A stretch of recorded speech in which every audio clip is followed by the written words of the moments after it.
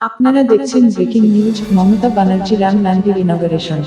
স্কুটারে চেপে মমতা চাদর চড়াবেন মসজিদে, সংহতি মিছিলের মঞ্চে রাখতে চান না রাজনীতির উপস্থিতি। মমতা বন্দ্যোপাধ্যায়ের সংহতি মিছিল দেখতে আদালতের দ্বারস্থ হয়েছিলেন বিরোধী দলনেতা শুভেন্দু অধিকারী, কিন্তু কলকাতা হাইকোর্ট তাতে বাধা দেয়নি। তবে মিছিলের জন্য কিছু শর্ত বেঁধে দিয়েছে হাইকোর্ট। সোমবার রাম মন্দির উদ্বোধনের দিন কলকাতায় সংহতি মিছিল করবেন তৃণমূল নেত্রী মমতা বন্দ্যোপাধ্যায়। সে মিছিল হাজরা থেকে শুরু হয়ে শেষ হবে পার্ক সার্কাস ময়দানে।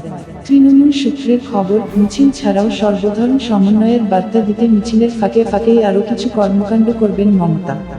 মিছিল শুরুর আগে যে তিনি একা গিয়ে পুজো দেবেন কালীঘাট মন্দিরে, এ কথা মমতা 2 দিন আগেই জানিয়েছিলেন। কিন্তু পুজো দিয়ে মিছিল শুরু করার পরে তার আরও কিছু পরিকল্পনা রয়েছে। বৃহস্পতিবার মমতার ঘনিষ্ঠ সূত্রে সেই পরিকল্পনার কথা জানা গিয়েছে। কালীঘাট মন্দির থেকে পুজো দিয়ে বেরিয়ে মমতা যাবেন মিছিলের জমায়েতে। বেলা 3:30টার সময় হাজরা মোড় থেকে মিছিল শুরু হয়ে তা এগোবে হাজরা রোড ধরে। প্রথমে মমতা ভেবেছিলেন রাসবিহারী অ্যাভিনিউ দিয়ে গিয়ে গড়িয়াহাট পৌঁছে বাঁ দিকে বেঁকে সোজা পার্ক সার্কাসের পথে যাবেন। কিন্তু সেখানে নিচে রাস্তা এবং উপরের উড়ালপুলে যান চলাচল ব্যাহত হওয়ার সম্ভাবনা রয়েছে। তাই মমতা হাজরা রোড ধরে বালিগঞ্জ ফাঁড়ি হয়ে সেখানে থেকে বাঁ দিকে মোড় নিয়ে মমতা পার্ক সার্কাসে পৌঁছবেন। হাজরা রোড ধরে মিছিল নিয়ে যাওয়ার পথে হাজরা ল কলেজের সামনে থামবে মিছিল।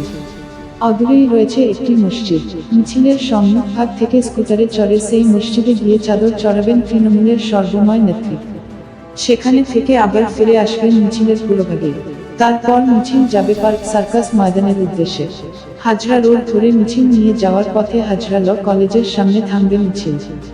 অদূরেই রয়েছে একটি মসজিদ। মিছিলের সম্মুখভাগ থেকে স্কুটারে চড়ে সেই মসজিদে গিয়ে চাদর চড়াবেন তৃণমূলের সর্বময় নেত্রী। সেখানে থেকে আবার ফিরে আসবেন মিছিলের পুরোভাগে। তারপর মিছিল যাবে পার্ক সার্কাস ময়দানের উদ্দেশ্যে। পার্ক সার্কাস ময়দানের কাছাকাছি একটি গির্জাও রয়েছে। মিছিল থেকে সেখানেও যাবেন মমতা।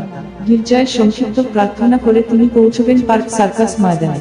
সবার আগে সব খবর পেতে চ্যানেলটিকে সাবস্ক্রাইব করুন, লাইক, কমেন্ট, শেয়ার করুন।